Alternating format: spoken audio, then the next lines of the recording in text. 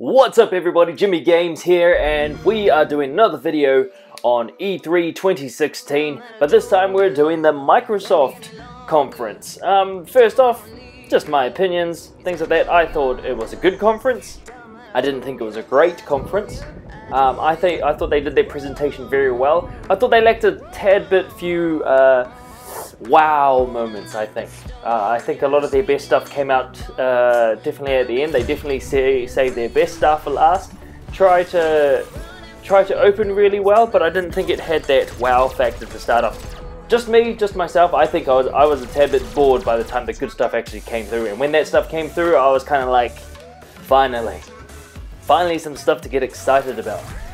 But I don't want to go through the whole. I didn't think the whole conference was that amazing, so I'm not going to do every single game that came out that they showed. There are some things I just don't give a damn about, some things I won't even bother. So I just want to share kind of things that I thought were highlights for me. Okay, so I guess starting off with the Recore game they've come up with. It was okay. I don't think they showed a hell of a lot.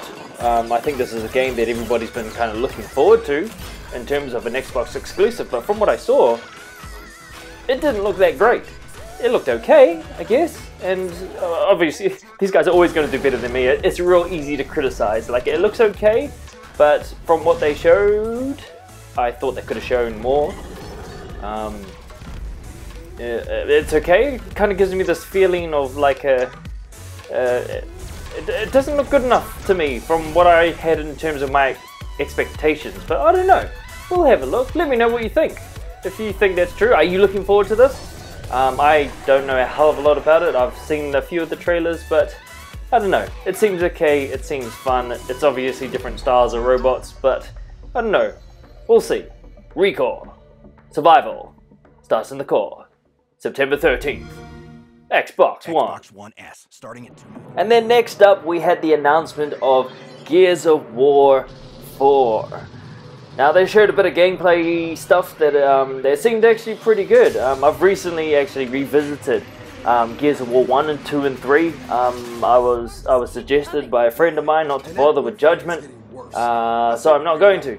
But it was really cool to revisit the world. It was awesome to go back to those games as well, and to get those games out of the way, Gears of War 1, 2, and 3 I'm talking about, and then come to the announcement of Gears of War 4. It looks like Gears of War, it feels like Gears of War, and it's a new generation of characters, the sons and daughters of. The game looks cool, looks okay. I'm not overly hyped about this, but no, it seems cool, it seems okay. Is it a game to really be hyped about, I guess? Like, graphically it looks awesome. It looks like a lot of fun. And the return of the beefcakes, I guess, but we'll see. And then also ending it with familiar characters, which was really cool. But no, not too much to say, I think. I guess everybody was... the thing is that I was expecting Gears of War to be at E3. I knew it was coming. It wasn't a surprise. Like it's Gears of War. It's an Xbox exclusive. I expected it to look great. I expected it to feel and look like Gears of War. What more is there to say? I think, like, really, I wasn't wowed by it. It was okay. It was cool. It's just another Gears of War for me. I don't know. Let me know if I'm wrong. I would like to hear your opinion. It'd be cool, but Gears of War, yay, woo! And then sticking with the Gears of War, Microsoft then went back to Killer Instinct. And what I was saying before is, like, I expected this kind of stuff, but they were showing a lot of old games, old things, well, not old games, but things we already knew about. Like, Killer Instinct was cool and stuff, but that was a long time ago in my opinion, and they're still adding characters, which is cool if you're a fan of it and stuff like this, but I feel like Killer Instinct was long gone. I feel like it's very old now. And it's cool to have these characters come in, but I don't think the General Ram would be that amazing of a character that you'd want to go back to Killer Instinct just to play. I guess, like, if you went to go play as the character just to give it a go, yeah, but I'm not scrambling to my Xbox so I can play as General Ram. But I don't know. I thought it was okay, but like at the moment, things aren't starting off too well, in my opinion, for the conference of the things that they've announced. You know what I mean? Yeah, you know what I mean. And with a whole bunch of other fluff and filler and stuff, then they went on to Forza Horizon 3. Now this game looks great. It's bloody amazing. The stuff that they've done in the previous Forzas have been awesome, and they're going back to the Outback, as you can see here. They're going back to the Aussies. Well, not back to the Aussies, we'll be going to the Aussie country of Australia. With these awesome new cars, you know. But, yeah, okay, Forza always looks great. It always looks cool. Now they've got a different change in setting, and then day and night cycles, and weather effects, and yeah, this seems cool. But Forza, to me, has never been a driving sim. I've always found it very arcadey. And it's cool. It's a fun game. It's a fun racing game. But, and they're just changing things up. But they've always looked amazing. I guess that's really more I can actually say about this. Like, wow, cool shiny cars, nighttime weather effects. Yay, it's set in Australia. But I don't know. I guess we'll see how things look. That new Lamborghini looks. Oh, is it Lamborghini or Ferrari? Hell, I don't know. I'm not into cars that much, which is why I'm not too excited about it.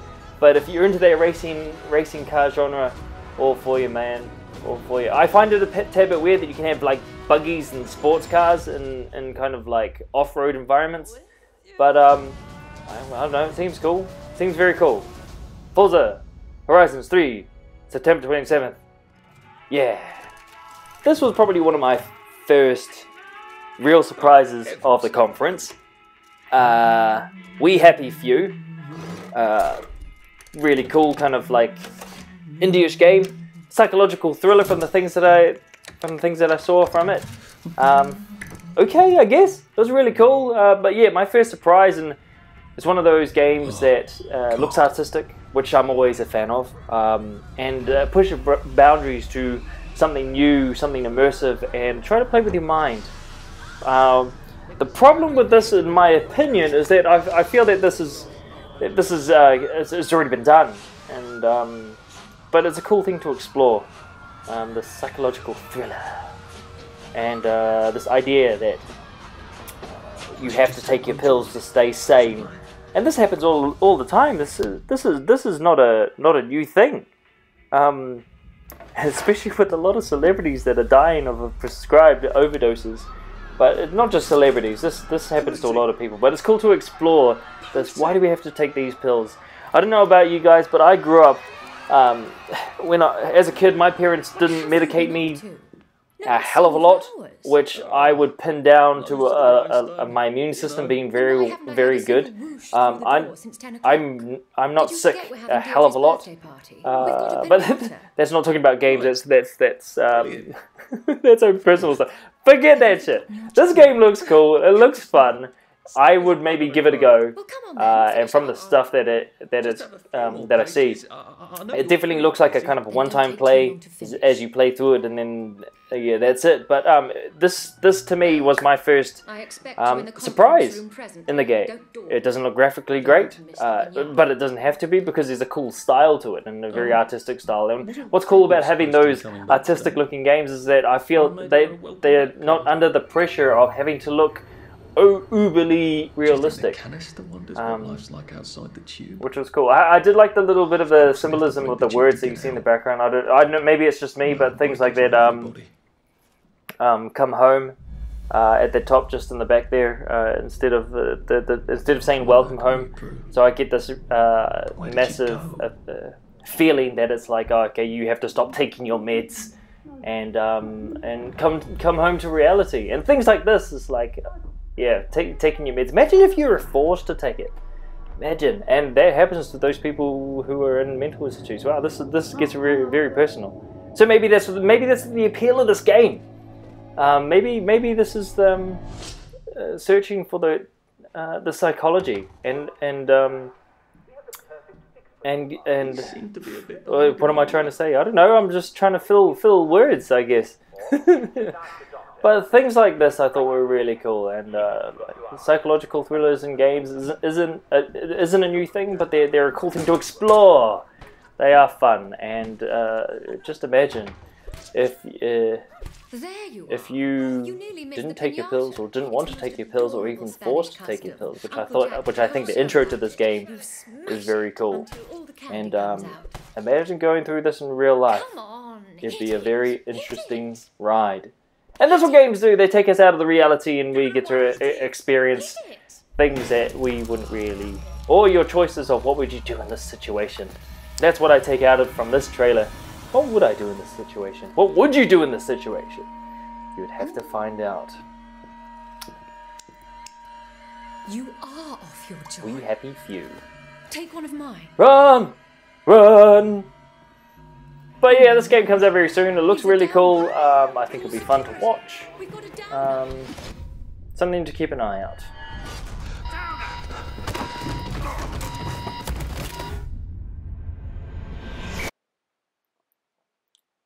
And then they had this trailer come up of Dead Rising 4. I played Dead Rising 3 and it wasn't that great.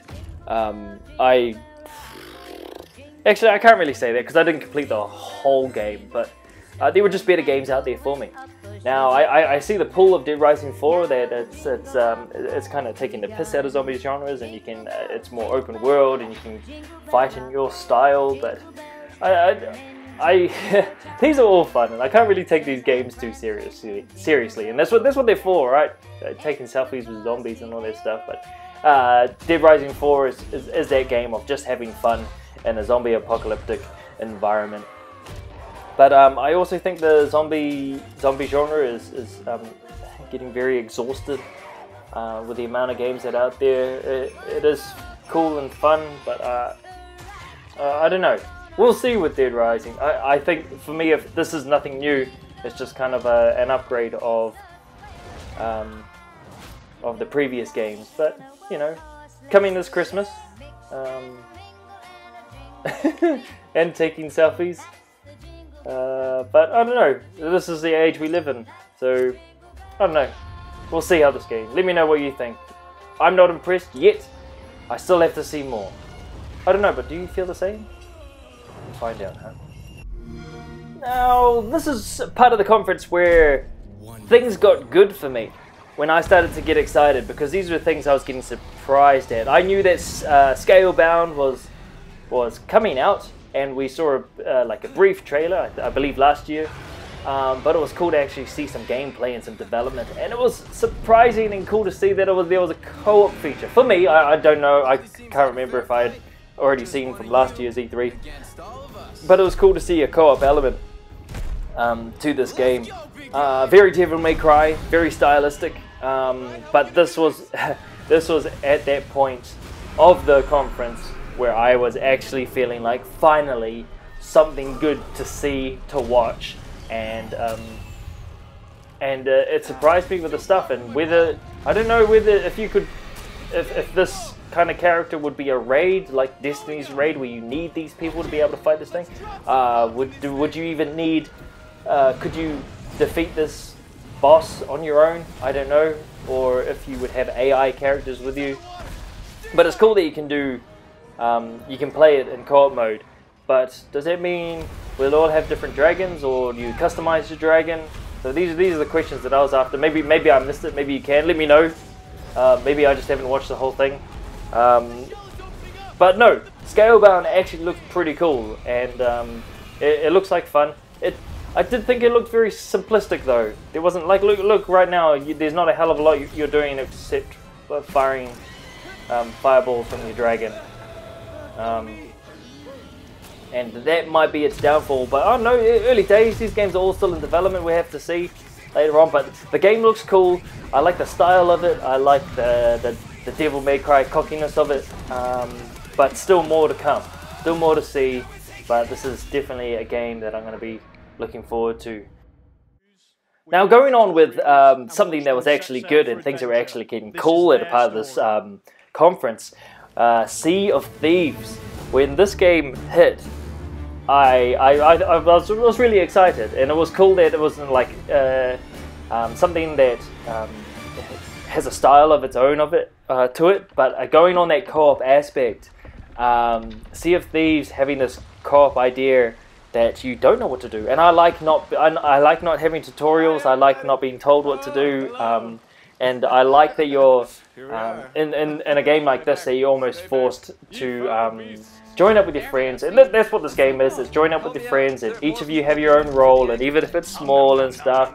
And the small arguments of who's going to drive, but also everybody has their job, and things aren't going to work if you don't have people in their stations. So I thought that this was really cool. That you kind of it's very multiplayer heavy, which I like. I think it's cool that we can get your friends together and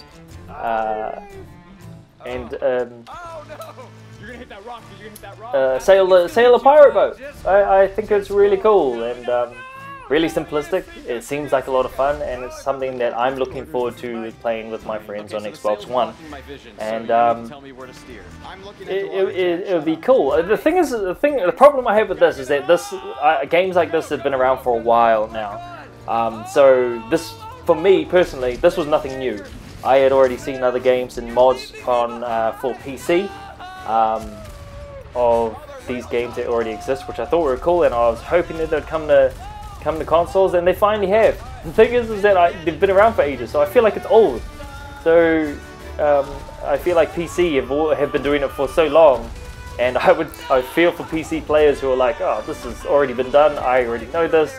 Only now consoles are catching up. But the idea around it of this multiplayer jobs of everyone having to man the ship and somehow and repair it, as you can see here, abandon ship, who wins, who loses, all that kind of stuff. So I was very surprised and very excited for this not being a AAA game, but still looking cool and something to look forward to, which is what I'm looking forward to in the Sea of Thieves. So this is a game that I'm really hyped for. So I'm looking forward to this game. And next up, after the Sea of Thieves, then they started to they started teasing the State of Decay 2. Now I knew right away that this was State of Decay. I think I heard it was coming out, but like I just couldn't. Like I've played State of Decay 1 and I really enjoyed that game. But I was told, and maybe this is made up, but I was told that there was a multiplayer co-op that was going to come to State of Decay 1, and it never did. I don't know why. But that's the only reason why I bought the game. So now State of Decay 2 has a co-op option in it. I like it even more. So this is kind of more of what I was looking for in State of Decay 1, but now they've done it for State of Decay 2. But what's cool about it is that the things that you did wrong in State of Decay 1, things that you want to change as a developer, you can now do in State of Decay 2. But this is a survival horror game with a multiplayer co-op aspect to it, which I'm looking forward to, and I think it'll be a lot of fun. Again, with the zombie apocalypse stuff, I don't know if it's getting exhausted, but I do like this, and it seems that in the trailer they're teasing more kind of like gathering up your village, maybe building homes and huts, but it's cool that you can do it with a group of people. So no, I'm looking forward to this game. I'm looking forward to State of Decay. It looks like they're going to have new zombies, new style of zombies, and it looks like people can ask or call for help, or maybe have missions to go help people. Fire up a flare, whether you would want to help those people or not. But no, State of Decay 2, something I'm looking forward to coming towards the end of this conference. Xbox One. Going forward with that though, this trailer, oh sorry, dropped my mic. This trailer coming up, as it was kind of coming towards the end of the conference, all the better stuff, or surprising stuff I would say, was starting to come out, and it was cool to see Halo Wars 2 trailer hit the scene. Now it was nothing new, people knew it was coming, but it was cool to kind of see a trailer come out. Only recently, because I've only I never really played Xbox 360 games because I had a PS3, and now I've got a PS4, and I also have an Xbox One. it was cool to revisit those games like Gears of War, or not even revisit, to play those games for the first time. And I've recently been playing Halo Wars 1, and now to see Halo Wars 2, I'm quite excited for it. I love RTS games. I really like them. They're really hard to play on a console. Not hard, but they're just annoying to play on a console. Keyboard and mouse seems the way to go with RTS games and strategy games. But I do enjoy them, and I do like them a lot. And I'm really happy that Halo Wars 2 is coming to Xbox One exclusively, also with Windows 10. But maybe that's a good thing. Maybe it's cool. Maybe can you even hook up your mouse and keyboard to them? We'll see. But no, I'm looking forward to Halo Wars 2. It looks like a cool game. It looks like a lot of fun. And when the hell is it coming out? It's coming out on February 21st, 2017. And the beta is available apparently, only for the week, so you have to be really quick. I don't think by the time you see this video it'll be up, but have a look. Let me know what you think in the comments below. Let me know if you have played it, because I don't think I'm going to have time to play it. I'm just going to wait for the full game to come out. But let me know how the game plays. I'd like to know your comments. And we're coming to the end of this video, as well as the Microsoft conference. So, coming to the end of this conference, Microsoft ended their E3 conference 2016 with the announcement of the Xbox One S, standing for Project Scorpio. Now, they did a cool dev video of all these developers, and what they're doing with this new Xbox One S. I thought the S may have stood for Slim, maybe it does, but Project Scorpio, so I've been... whatever.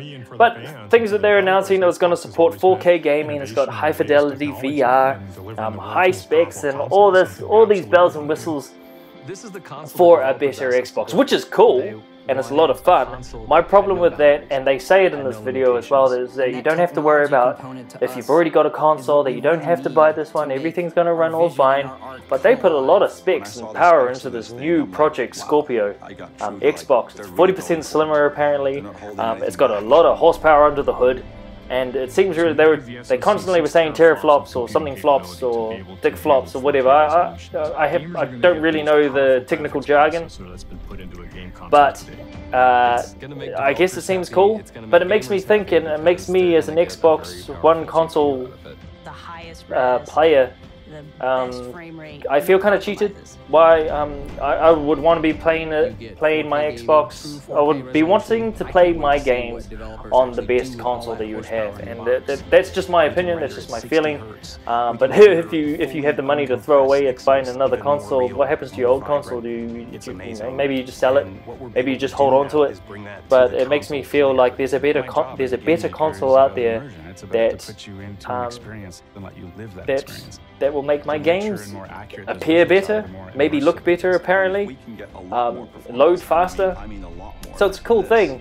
But it also makes me think, if you don't have an Xbox One yet, why would you want to purchase one now, knowing that this is coming out next year? Depends. Are you one of those people who can wait for the next one? Are you not? But it makes me kind of think. Do you really want to spend your money on something new? Like eventually, if my Xbox dies or something, this would be the one on the market that you'd want to grab then. But I don't know. Let me know what you think. This is the things that I'm struggling with. Like, why would I want to buy one if I already have one?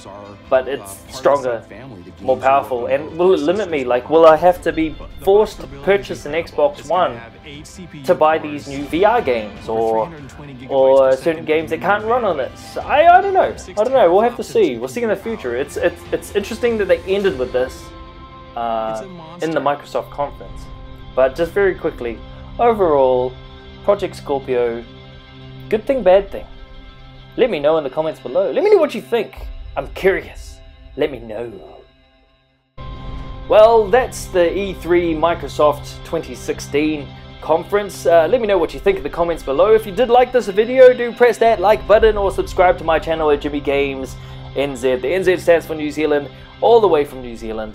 My name is Jimmy Games. But overall, just really quickly, I didn't think the conference was that great. It was good. It wasn't amazing.